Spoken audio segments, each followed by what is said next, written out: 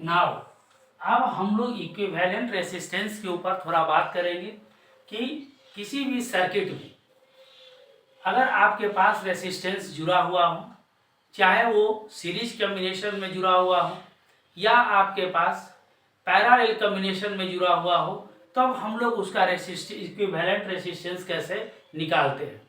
तो equivalent resistance का means ये हुआ कि that single resistance do the same work as a whole.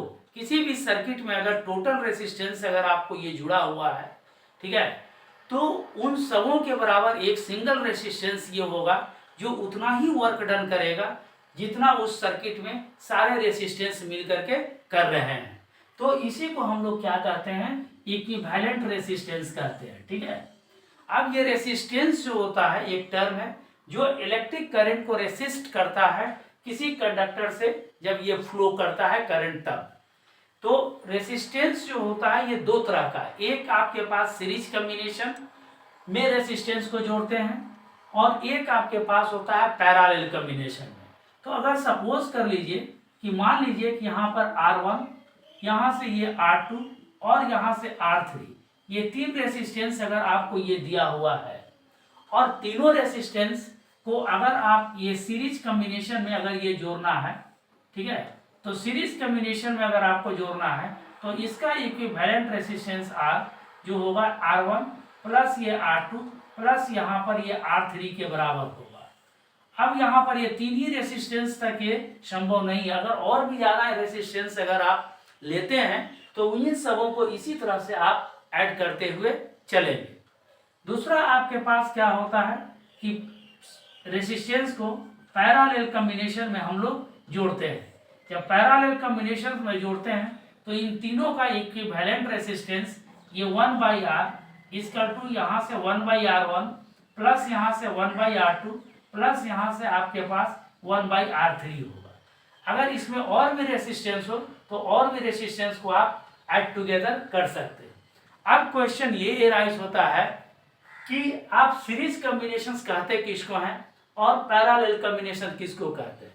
इसलिए कि जब इन दोनों चीज़ों को आप नहीं समझिएगा जानिएगा तब ये इक्विवेलेंट रेसिस्टेंस निकालना थोड़ा मुश्किल है। तो यहाँ पर अगर हम सीरीज कॉम्बिनेशन ऑफ रेसिस्टेंस का बात करें तो किसी भी सर्किट में जिन जिन रेसिस्टेंस से सेम करंट अगर ये फ्लो करता है, ठीक है, तो then that one is called in the series combination. It means series combination of the resistance is that through which the same current will pass. Otherwise अगर पैरेलल करंट होता है तो उसमें आप पैरेलल अगर कॉम्बिनेशंस में रेसिस्टेंस को अगर हम लोग ऐड जोड़ते हैं तो उस केस में ये सेम करंट ये फ्लो नहीं करता है, तो इसी को हम लोग कहते हैं पैरेलल कॉम्बिनेशन। अब बहुत सारे सर्किट आपके पास मिलेंगे जो इक्विवेलेंट रेसिस्टेंस को निकालने के लिए निकालना उसमें ज़रूरी हो जाता है। जैसे मान लीजिए कि एक सर्किट अगर हम आपको देते हैं, सर्किट नंबर अगर हम 1 देते हैं तो ये आपके पास एक रेसिस्टेंस मान लीजिए, यहाँ से एक अनदर रेसिस्टेंस ये है, यहाँ से एक रेसिस्टेंस आपके पास ये है और यहाँ से सपोज कर लीजिए कि एक रेसिस्टेंस और हमने यहाँ पर ये जोड़ दिया। ये मान लीजिए कि ये 2 ओम है, ये आपके पास ये 3 ओम है, ये मान लीजिए कि ये 6 ओम है, ये मान लीजिए कि ये 5 ओम है। ये पॉइंट आपके पास A है, ये पॉइंट आपके पास B है, this point is called C, suppose this point is called D। तो यहाँ पर एक सिंपल सा जो है सर्किट का एक रेसिस्टेंस हमने ये लिया, इसका इक्विवेलेंट रेसिस्टेंस निकालना है आपको। तो जिस दो पॉइंट के बीच में इक्विवेलेंट रेसिस्टेंस निकालना है उसमें एक पॉइंट से इलेक्ट्रिक करंट को इन करा दीजिए और अनदर पॉइंट से इलेक्ट्रिक करंट को आप आउट करा दीजिए। जैसे मान लीजिए कि हम यहाँ पर A और ये D के बीच जो है इसका इक्विवेलेंट रेसिस्टेंस हम निकालना चाहते हैं।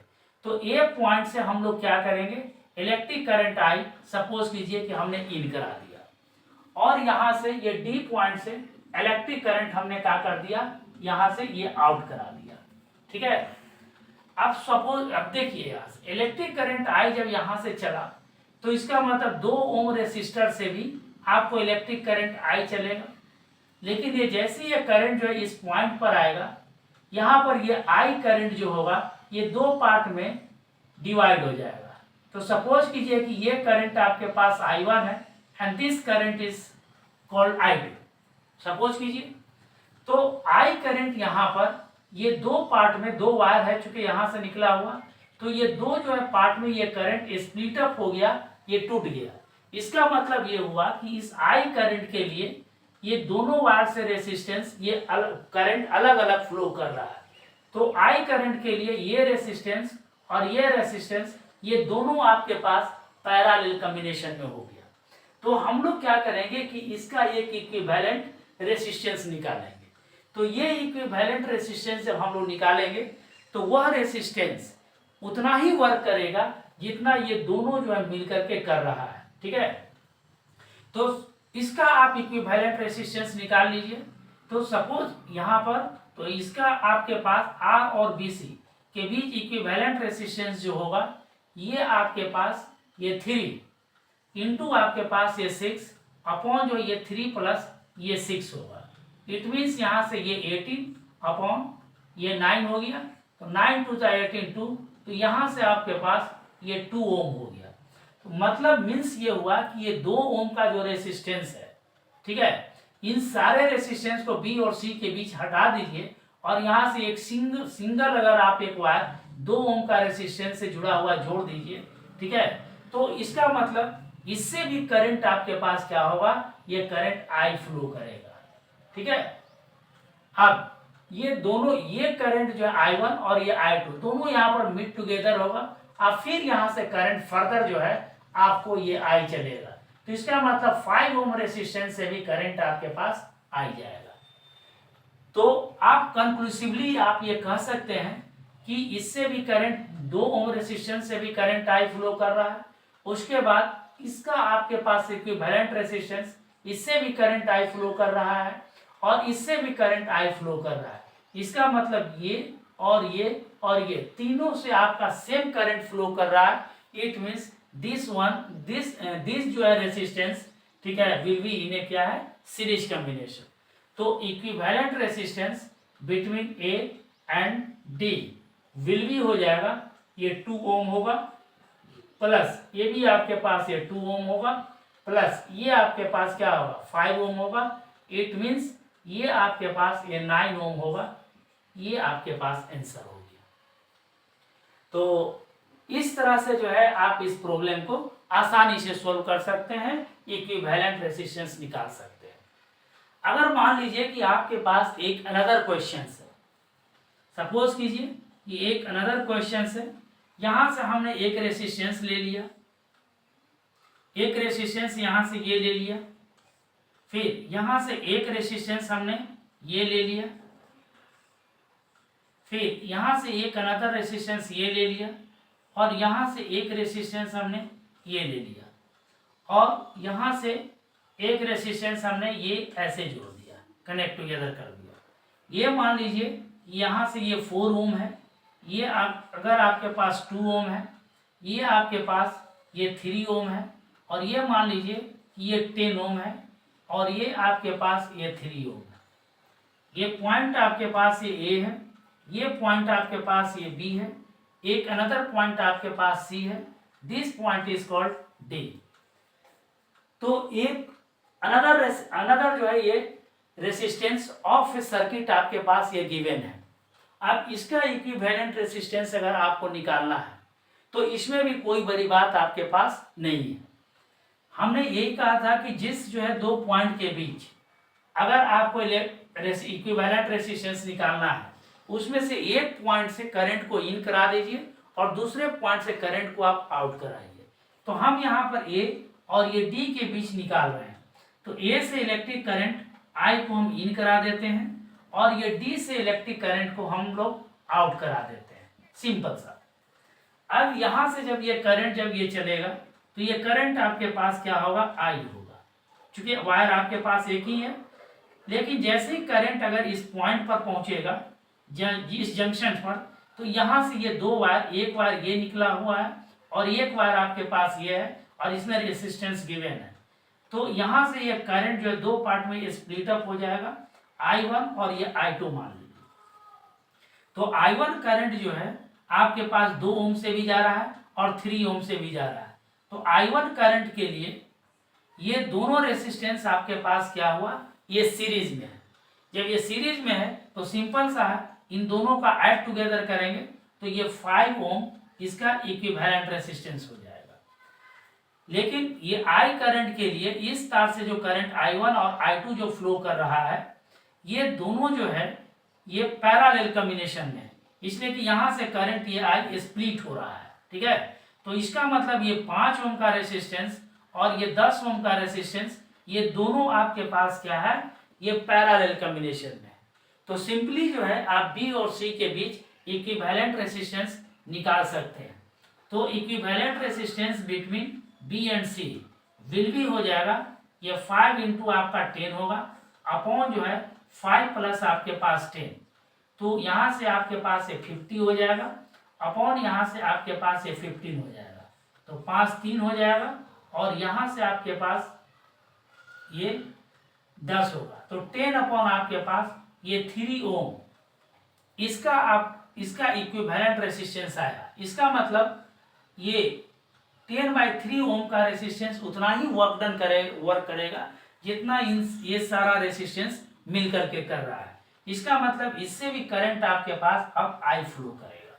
ठीक है, अब ये I1 करंट यहाँ से और यहाँ से I1 करंट दोनों मिल करके फिर ये I करंट में कन्वर्ट हो जाता है। तो यहाँ से ये जो रेसिस्टेंस, ये जो 3 ओम का जो रेसिस्टेंस है, अब इससे भी करंट आपका I फ्लो करेगा।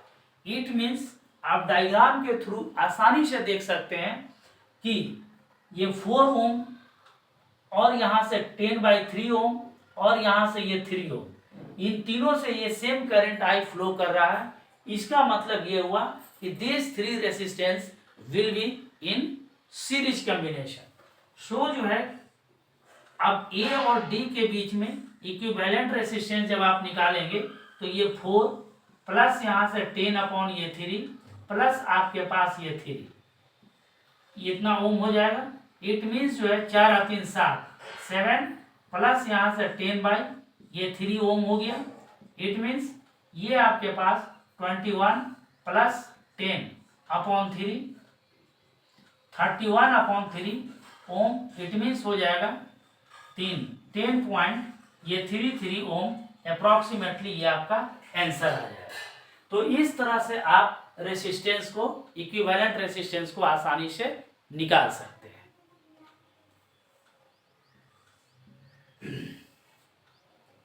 तो इस इक्विवेलेंट रेसिस्टेंस में एक चीज और है कि अगर मान लेते हैं कि आप ये सोचते हैं कि हम A और D के बीच इक्विवेलेंट रेसिस्टेंस क्वेश्चंस में नहीं कह रहा है, B और C के बीच में इक्विवेलेंट रेसिस्टेंस निकालने के लिए कह रहा है, तो आप ये काम क्या कीजिए कि जिस पॉइंट के बीच में कहे उसी पॉइंट से इलेक्ट्रिक करंट को इन कराना है और जिस पॉइंट तक कह रहा है वहां से आउट कराना है, जिसके विषय में पहले भी बोले हैं कि अगर B और C के बीच में इक्विवेलेंट रेसिस्टेंस निकालना है तो B से इलेक्ट्रिक करंट को इन करा दीजिए और C से इलेक्ट्रिक करंट को आउट करा दीजिए। तो मेरा कहने का मतलब है कि जिस जो है 2 पॉइंट के बीच में कहे, ठीक है, तो वहां पर आपको क्या करना है कि उसके बाद जितना भी जो है रेसिस्टेंस अगर जुड़ा हुआ भी है तो उस रेसिस्टेंस को कंसीडर नहीं करना है। जैसे मान लो कि अगर यहाँ से A और C के बीच में इक्विवेलेंट रेसिस्टेंस निकालना है, ठीक है, तो इसका मतलब A और C के बीच का ही इक्विवेलेंट रेसिस्टेंस निकालेंगे, हम इसे कंसीडर नहीं करेंगे। ठीक है, तो इस तरह से आप ऐसे प्रॉब्लम को सोल्व आसानी से कर सकते हैं। ठीक है, अगर मान लीजिए कि यहां पर एक अनदर रेसिस्टेंस आपके पास और दिया हुआ है, एक और क्वेश्चन अगर आप ले लीजिए कि यहां से एक क्वेश्चन आपके पास है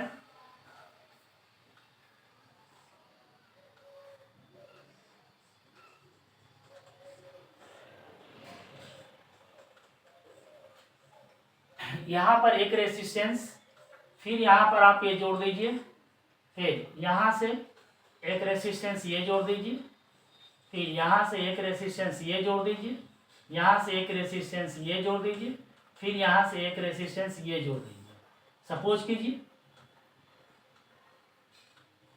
यहाँ पर ये मान लीजिए कि आपके पास ये 2 ओम का रेसिस्टेंस है, ये मान लीजिए कि ये 4 ओम का रेसिस्टेंस है, ये मान लीजिए कि ये 5 ओम का रेसिस्टेंस है, इसको मान लीजिए कि ये 3 ओम रेसिस्टेंस है, ये 6 ओम रेसिस्टेंस है, और ये 2 ओम का रेसिस्टेंस है, और ये मान लीजिए कि यहाँ से ये 4 ओम का रेसिस्टेंस यहाँ पर है, और यहाँ पर भी अगर जोड़ना चाहते हैं तो यहाँ पर भी एक रेसिस्टेंस जोड़ दीजिए। मान लीजिए कि ये आपके पास ये 6 ओम का रेसिस्टेंस है। इस तरह से आपके पास एक सर्किट एक अनदर दिया हुआ है। जैसे मान लीजिए कि ये पॉइंट आपके पास ए है, ये पॉइंट आपके पास बी हुआ, ये आपके पास सी है, और ये आपके पास ये डी है, ये मान लीजिए कि ये पॉइंट आपके पास ई है। अगर इस क्वेश्चंस में आपको ये कहें कि ए और ए के बीच इक्विवेलेंट रेसिस्टेंस निकालिए, तो इसमें भी कोई नई बात नहीं है, इसी के जैसा हम लोग यहाँ भी आसानी से निकाल सकते हैं। जैसे ए पॉइंट से इलेक्ट्रिक करंट को आप इन करा दीजिए और ई पॉइंट से इलेक्ट्रिक करंट को आप आउट करा दीजिए, ठीक है। अब जब एक पॉइंट से इलेक्ट्रिक करंट जब इन करेगा तो ये करंट जो है 2 पार्ट में स्प्लिट हो जाएगा, ये I1 होगा और ये आपके पास I2 हो जाएगा, और यहाँ पर ये करंट फिर मिड टुगेदर होगा, फिर यहाँ से करंट ये I बनेगा, और ये करंट कंटिन्यू I यहाँ तक आएगा, फिर यहाँ से ये 2 पार्ट में मान लीजिए कि ये आपके पास I3 है और ये मान लीजिए कि I4 है, ठीक है। और यहाँ से ये करंट इसी तरह से ये चलेगा, और यहाँ पर ये I3, और यहाँ से ये करंट इसी तरह से यहाँ भी चलेगा, और यहाँ से I4, दोनों मिल करके यहाँ पर फिर करंट आपके पास ये I बन जाएगा, ठीक है। तो ये आपके पास क्या हुआ पैरेलल कॉम्बिनेशन में, और ये भी आपके पास सर्किट का जो रेजिस्टेंस है पैरेलल कॉम्बिनेशन में। अब इन दोनों का आप पहले इक्विवेलेंट रेजिस्टेंस निकाल लीजिए। जैसे ए और बी पॉइंट के बीच अगर हम इक्विवेलेंट रेजिस्टेंस निकालते हैं, ठीक है, तो यहाँ पर एक फॉर्मूला है आर इसका, तो अगर 2 रेजिस्टेंस दिया हुआ है तो यहाँ से R1 इंटू ये R2 बाई यहाँ से R1 प्लस यहाँ पर ये R2 होता है। इसी को हम लोग अगर इसी से रेजिस्टेंस से हम लोग इसको निकालते हैं, एलसीएम लेकर के सोल्व कीजिएगा तो ये आपको यहाँ से वो वैल्यू आ जाएगा। तो यहाँ से 2 इंटू ये 4 होगा अपॉन आपके पास 2 प्लस 4, इट मीन्स 8 अपॉन आपके पास ये 6, 2 3 या 6 और 2 4 या 8, तो 1 पॉइंट आपके पास ये 3 लगभग इतना ओम आपके पास आएगा।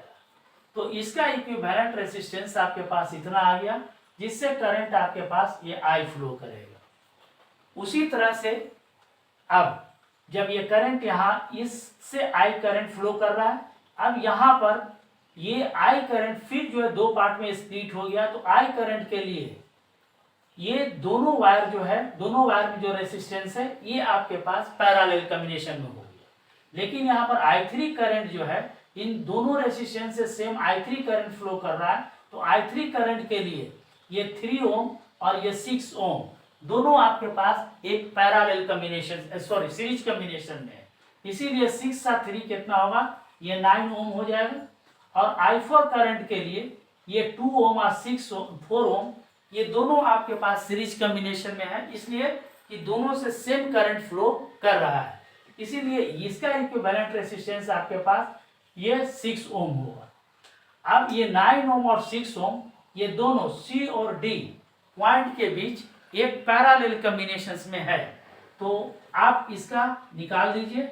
ये CD इक्वल टू 9 इंटू आपके पास 6 अपॉन 9 प्लस ये 6 हो जाएगा, तो सोल्व कीजिएगा तो 9 इंटू 6 अपॉन यहाँ से ये 15 हो जाएगा, तो 3 5 या 15, 3 5 या 15 और 3 2 या 6, तो यहाँ से 18 बाई ये 5 ये ओम आपके पास आएगा। इसी को अगर आप सोल्व कीजिएगा तो ये आएगा 3.6, इतना ओम के बराबर इसका रेजिस्टेंस आएगा। अब इससे भी करंट आपके पास ये I फ्लो करेगा और इससे भी करंट I फ्लो कर रहा है, तो आप क्लियर कट देखिए, इसका इक्विवेलेंट रेजिस्टेंस, इससे आई करंट फ्लो कर रहा है, इससे आई करंट फ्लो कर रहा है, और यहाँ से इससे आई करंट फ्लो कर रहा है, और यहाँ से आई करंट आपका फ्लो कर रहा है। इसका मतलब ये चारों रेसिस्टेंस जो है आपके पास सीरीज कॉम्बिनेशन में है। तो आप इस सीरीज कॉम्बिनेशन का फॉर्मूला यूज कीजिए, देन फाइनली जो है you get the value of resistance between A and E will be, ये 1.33 हो गया, प्लस आपके पास 5, प्लस यहाँ से 3.6, प्लस यहाँ से आपके पास 6, ये इतना ओम के बराबर हो जाएगा। तो आप इसको सोल्व करेंगे तो ये 3 आ जाएगा, 6 3 9, 9 डेसिमल्स, 6 और 5 11, 6 3 9, 9 5 14, 14 1 15, 15.93 इतना ओम आपके पास आएगा इस गिवन जो है ये सर्किट का इक्विवेलेंट रेसिस्टेंस। तो इस तरह से इस 3 दिए हुए एग्जाम्पल के थ्रू आप आसानी से इक्विवेलेंट रेसिस्टेंस को आप निकाल सकते हैं। और जब इक्विवेलेंट रेसिस्टेंस आप निकाल सकते हैं, ठीक है, तो किसमें कितना करंट फ्लो कर रहा है उसको भी निकालना आसान हो जाएगा। तो इस तरह से इस फॉर्मूला को आप ध्यान में रखिए, याद रखिए, और इसी अप्रोच को फॉलो करते हुए इक्विवेलेंट रेसिस्टेंस निकालने का आप कोशिश कीजिए। Thank you.